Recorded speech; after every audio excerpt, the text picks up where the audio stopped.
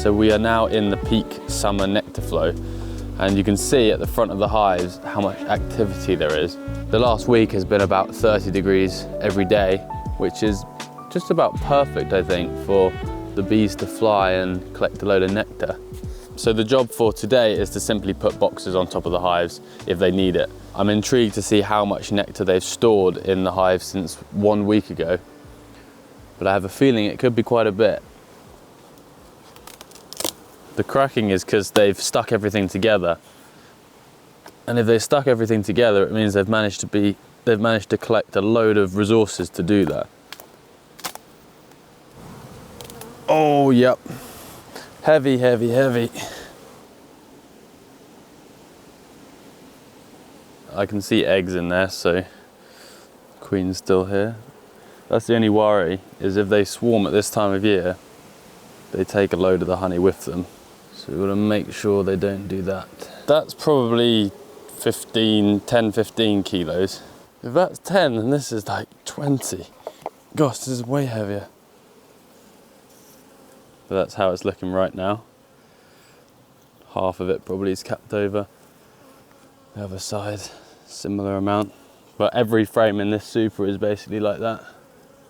And I definitely need to put another box on there. So there's a completely empty box on there. We'll come back in 1 week and see how much it's full.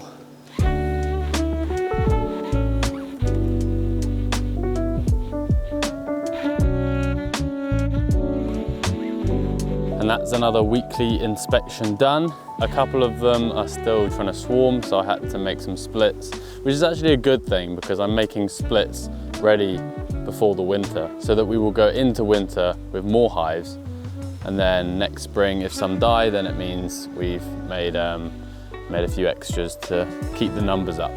Very, very happy to see how much honey is coming in right now. If it carries on for another week or two, we could have a lot of honey to deal with.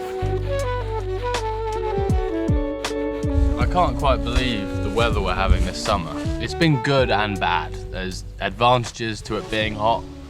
The bees can fly, they can forage without the rain getting in the way. But there's also disadvantages, like the fact that plants, to produce nectar, they need water. There's been a sudden change where there's been loads of nectar coming into the hives and now it's just completely stopped. There's lots of factors involved, but I've heard from other beekeepers that having it too dry can be very bad. It's middle of July and we're going to start the summer harvest. It doesn't feel long ago at all that we were taking off the spring honey, and we've been busy with lots of different things over the summer, and now the main job is to get the summer honey off the hives, and the first step is to put the escape boards on like we did before. So at this time of year, once the bees have stored loads of honey in the hives, the wasps can cause some problems. The wasps like to rob out the honey from the beehives. They're lazy, they don't want to collect their own. They make the most of the honey that the bees have collected, and I don't want them to do that. And often you'll see the wasps get into fights. The wasp goes in, the bees then attack the wasp, they gang up on the wasp, and then they normally, if the colony is strong, they kill the wasp and they dealt with it well. But if the colony isn't so strong, there can be problems. If you have a small hive, like a small colony, maybe like this one here, you've got to be extra careful because the wasps can completely wipe out a small colony like that. So what I like to do is make the entrance smaller. But the entrance is quite big now, and it's hard to defend a big entrance. So you can put in a block of wood, like this one. So by making the entrance much less than half the size, it gives the bees less sort of space to defend. Will give them more chance of fighting off the wasps. But as you can see now, there's a load of bees waiting to come in that can't come in because the entrance is too small. But at this time of year, it's safer to do that than leave it open. So we'll have a quick look inside. Just double check that the honey's ready to take. Last week, it was looking pretty much there.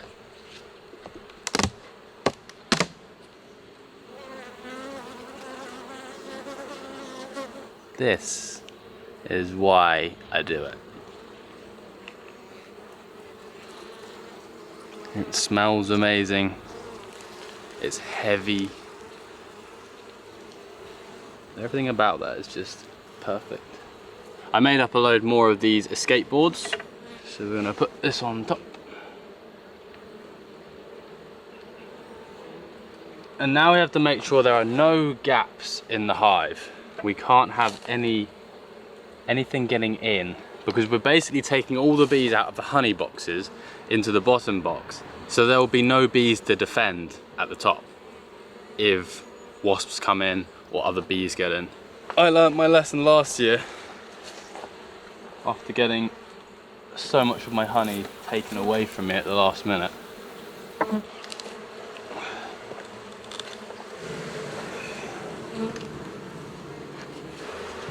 Lid on, there's no holes in the top anymore, and then the roof goes on. Nothing is getting in there apart from me tomorrow to take the honey off. Now to do the rest of them.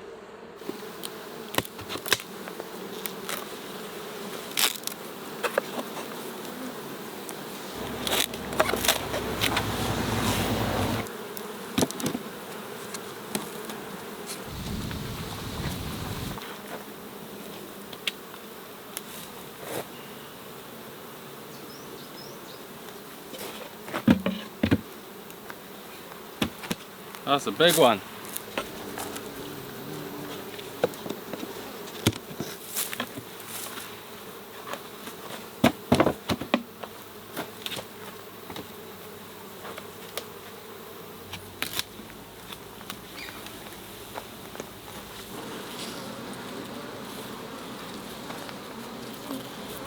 There we go, a couple of hours of heavy lifting later. We've got all the escape boards on the hives, and tomorrow's job will be to bring home the honey and harvest it.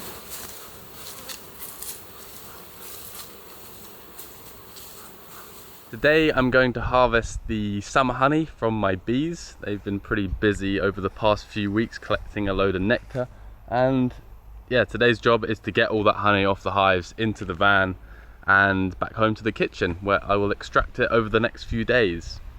Let's get to work.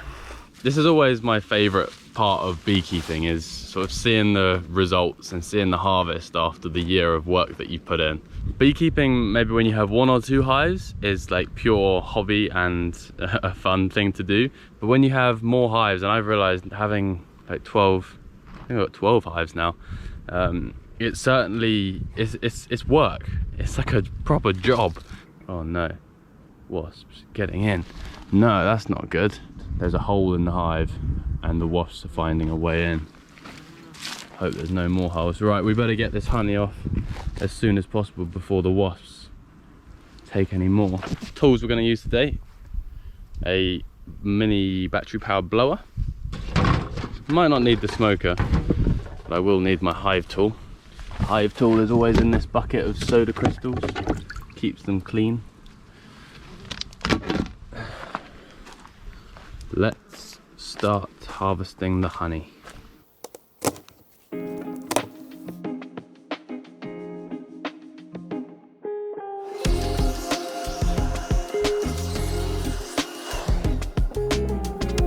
And then get it as quickly as I can into the van. There we go, first box. Box number 2.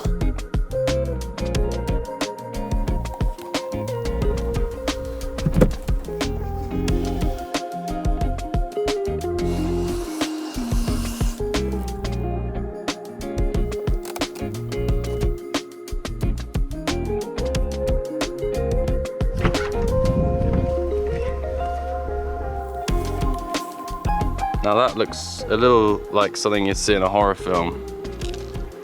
A ton of wasps and bees all in my van. I'm gonna let them out. Whoa. Yeah, you wouldn't want to be driving home with that. If you don't like insects, this is the worst place to be. There's bees all over the place. And then I just found a grasshopper. That was so hectic. Just got to close the gate.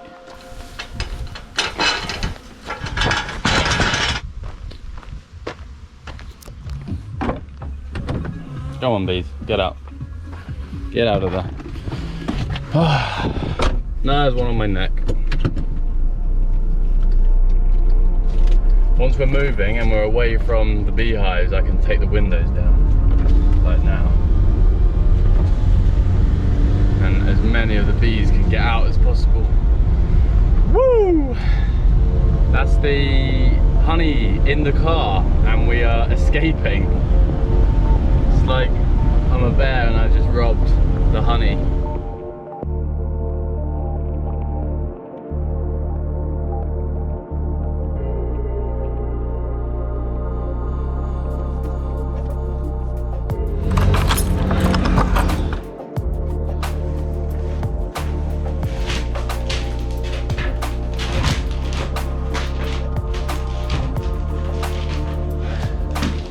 One, 2, 3, 4, 5, 6, 7, 8, 9, 10, 11, 12, 13, 14, 15, 21, 22, 23, 23 boxes.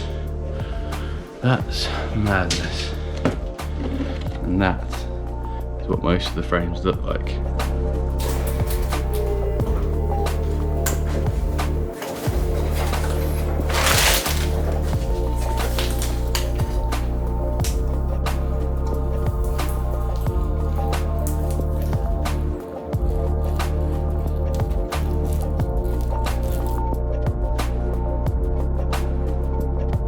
As I started cutting off the wax cappings from the first frames of honey, I couldn't help but reflect on the last few years of beekeeping. I was given a colony of bees back in 2021. I didn't know anything about beekeeping, and I certainly had no idea of the journey it would lead me on. I've never really been that great at sticking with projects very long. I often get bored quick and move on, so I even surprised myself that I'm here right now for the 4th year in a row, still keeping bees and harvesting honey.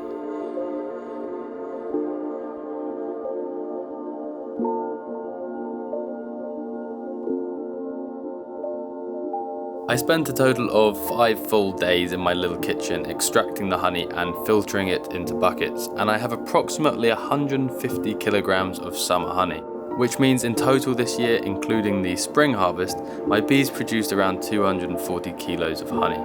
I wasn't quite prepared for this quantity, but now I had to get it all into glass jars. A couple of days later, 1,000 glass jars arrived on a pallet outside my house. It's a pallet full, so I need to get them off the street and into my bedroom.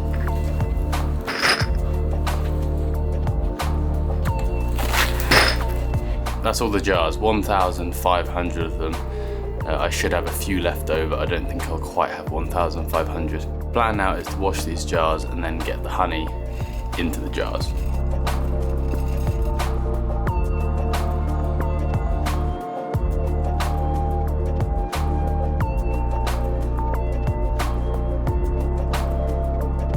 This is pretty repetitive work. The valve is opened on the bucket until the jar is full. It is then placed on the scales to double check it's over 227 grams, and then the jar lid is put on. So for the next few days I sat down and filled up jars, whilst watching some YouTube videos that got me excited for the coming winter.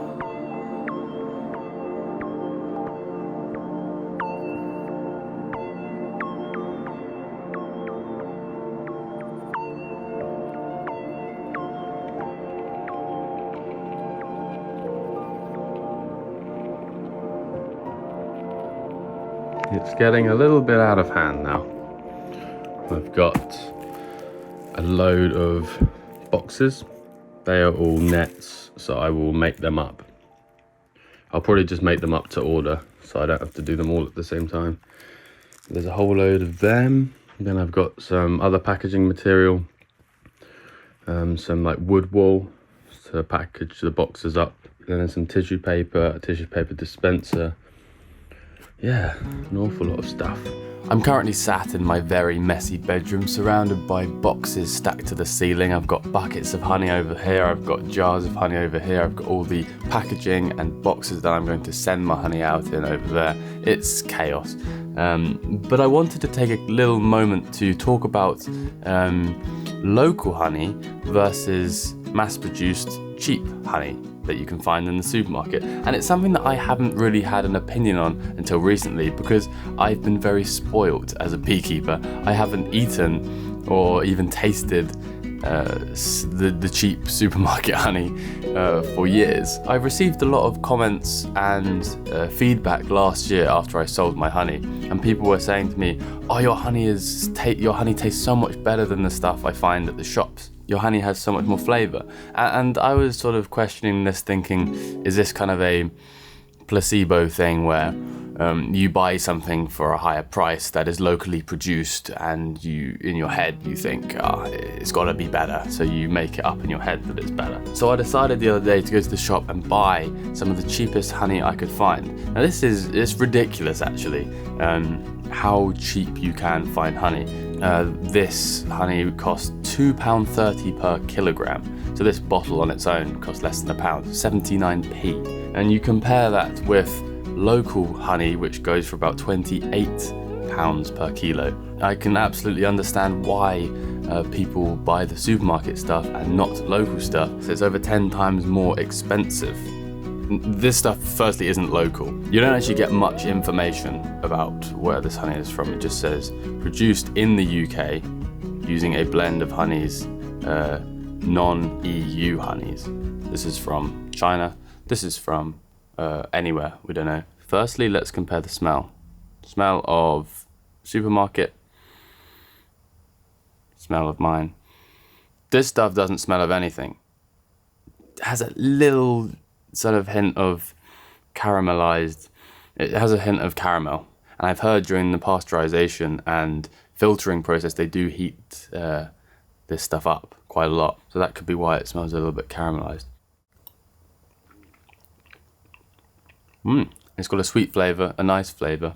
I've got to try some of this as well. A little palate cleanser. And now for some of my honey that I've been harvesting recently. Whoa. Whoa. That's mad. I wasn't actually expecting it to be so different. So in conclusion, the honey which you can find very cheap doesn't hold much flavour, doesn't hold much smell. It tastes sweet, tastes very sweet, just as sweet as honey. Just really lacks the sort of really interesting flavours that you find with the more locally produced stuff.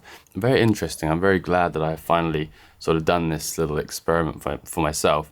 Now, I don't know a huge amount about the way mass-produced cheap honey is made, but I have heard, and there were lots of sort of tests done on mass-produced honey, and it revealed that lots of them do include just a lot of sugar syrup. So yeah, that's my little price and taste comparison between my stuff that I've been harvesting this summer and cheap stuff that you can find at the supermarket. So yeah, obviously my biased opinion is that you should support your local beekeeper and buy some of the expensive stuff, but the incredibly high quality, really tasty stuff. Yeah, that's obviously for you to make your mind up. I just wanted to do a little comparison and see.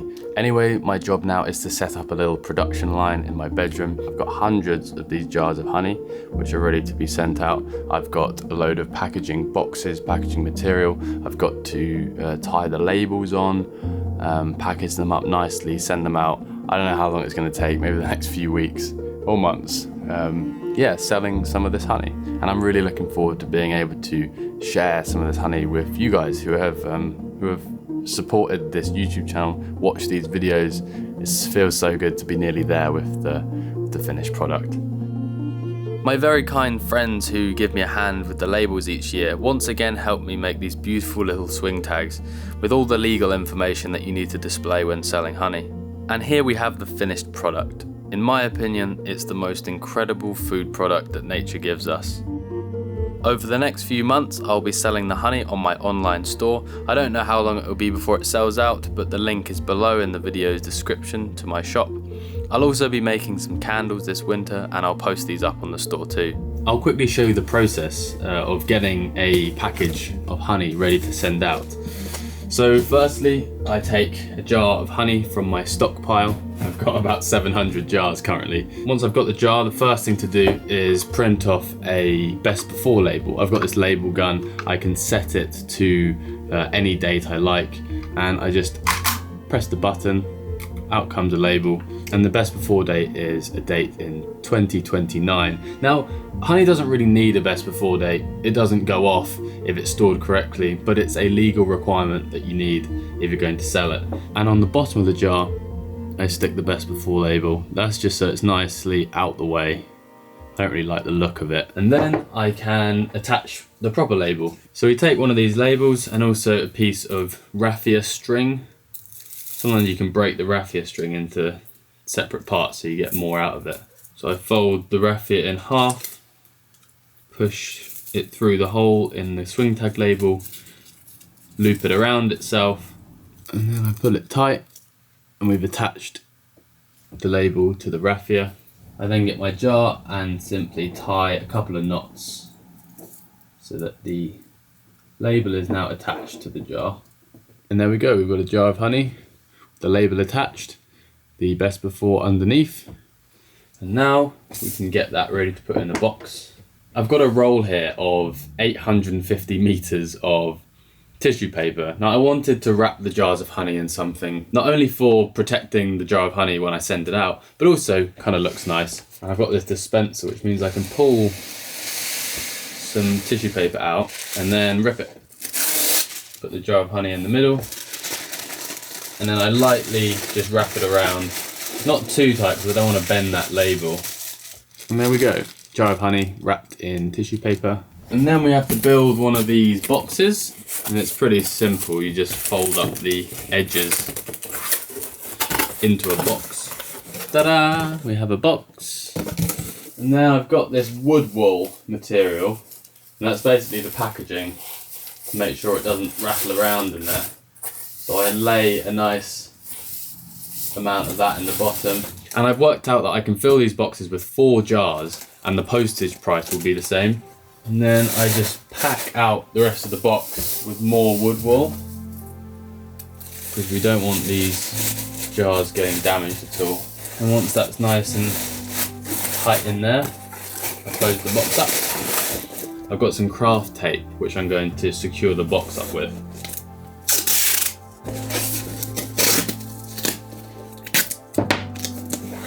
And there we go, we've got a box packaged up with 4 jars of honey. I've got some weighing scales here, just so I can double check the weight. And yep, it's 1,775 grams, so it's under the 2 kilogram weight limit, which means it's the cheaper postage. I've got a label printer which will print off the Royal Mail label that will allow me to send it. And then I can take these down to the post office using drop and go, which means I can basically turn up at the post office, drop a load of parcels, and I don't need to wait in the queue. They're already prepaid, and then I don't waste anyone's time at the post office. And that is the process of getting the honey from me to the people who are buying it.